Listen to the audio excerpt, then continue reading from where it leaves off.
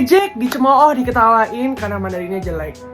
Ya, jadi perjalanan Jason mengenal Mandarin itu tidak segampang yang kalian bayangkan. Di sini aku nggak mau bikin patah semangat buat kalian lagi belajar Mandarin, tapi ini semua kejadian ini tuh bikin Jason jadi bisa Mandarin dan menjadi Jason yang sekarang. Slay!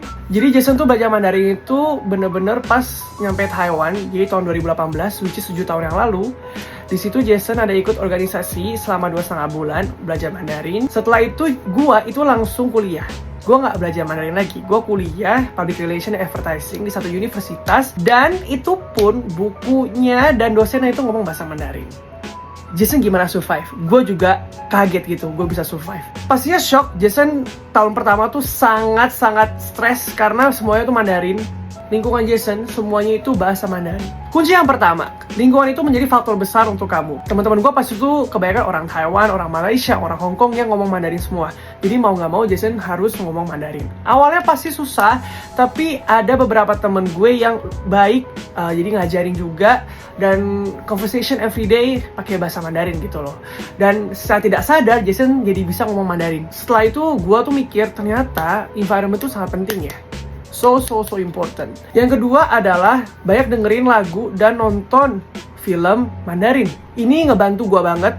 Ya terus terang sebenarnya gak bisa langsung instan, tapi karena kamu sering denger gitu ya, jadinya pasti kamu tuh bakal ketransfer ke otak gitu loh secara otomatis. Jadi gak perlu mati-matian hafalin satu persatu gitu ya, karena otak kamu itu pasti jadi gak nyaman karena kamu hafalnya itu dipaksa.